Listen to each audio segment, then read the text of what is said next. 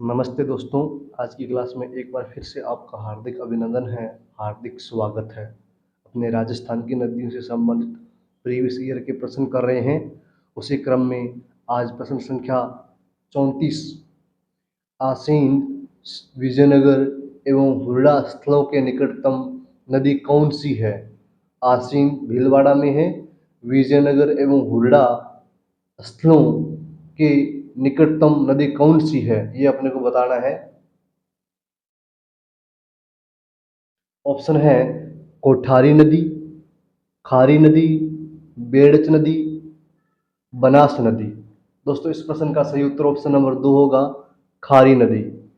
दोस्तों जैसा कि अपनों ने पीछे वाली क्लास में बात की थी कि खारी के नाम से राजस्थान में दो नदियां हैं। ये जो नदी है खारी नदी, जो आसीन, विजयनगर, हुरडा स्थलों के निकटतम से होकर गुजरती है, ये वो नदी है जो बंगाल की खाड़ी में गिरती है।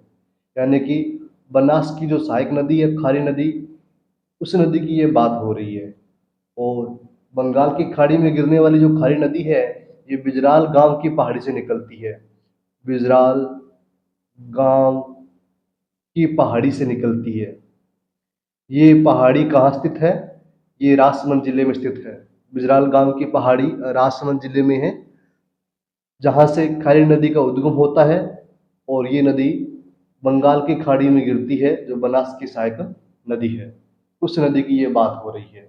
प्रश्न संख्या 35 चंबल नदी हेतु सही नहीं है।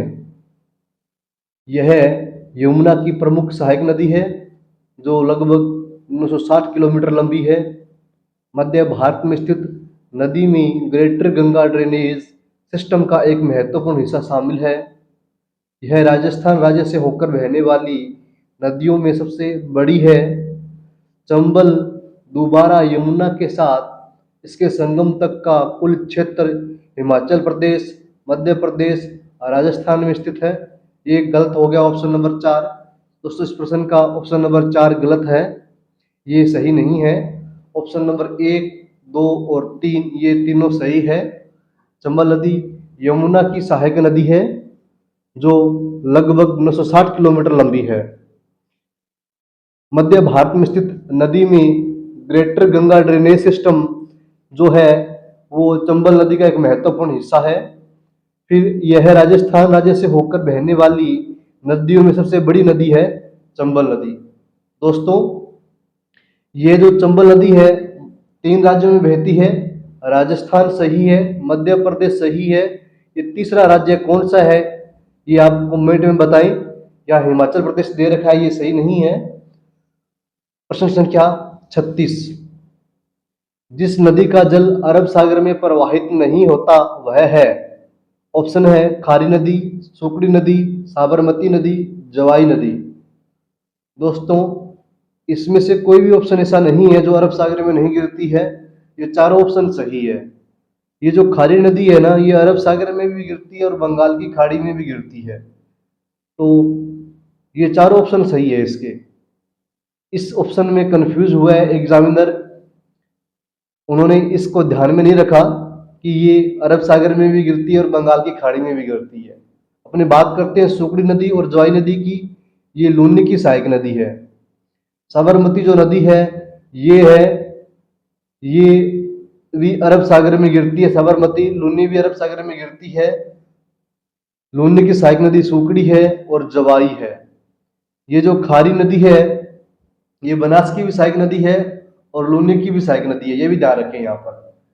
ठीक है, तो इस प्रकार ये चारों ऑप्शन इसके सही है।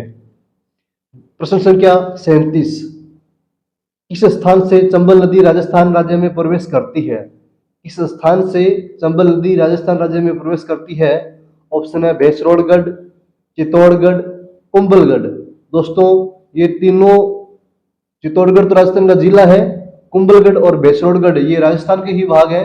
जबकि इन्होंने पूछा है कि किस स्थान से चंबल नदी राजस्थान राज्य में प्रवेश करती है। तो इस प्रश्न का सही उत्तर ऑप्शन नंबर 4 होगा, चौरासीगढ़। चौरासीगढ़ नामक जो स्थान है ये मध्य प्रदेश में स्थित है। कहाँ स्थित है? मध्य प्रदेश में। चौरासीगढ़ के समीप चित्तौरिया नामक गांव में, चित्तौरिया नामक गांव में चंबल नदी प्रवेश करती है और ये चितौरिया नामक जो गांव है ये चित्तौड़गढ़ जिले में स्थित है। चित्तौड़गढ़ जिले में स्थित है। दोस्तों, चूलिया नामक जो जलप्रपात है वो चंबल नदी पर स्थित है। तो आज की क्लास में इतना ही। क्लास को लाइक एंड शेयर जरूर कीजिएगा, चैनल को सब्सक्राइब जरूर कर लीजिएगा। जल्द मिलेंगे अगली क्लास में, तब तक के लिए जय हिंद, जय भारत।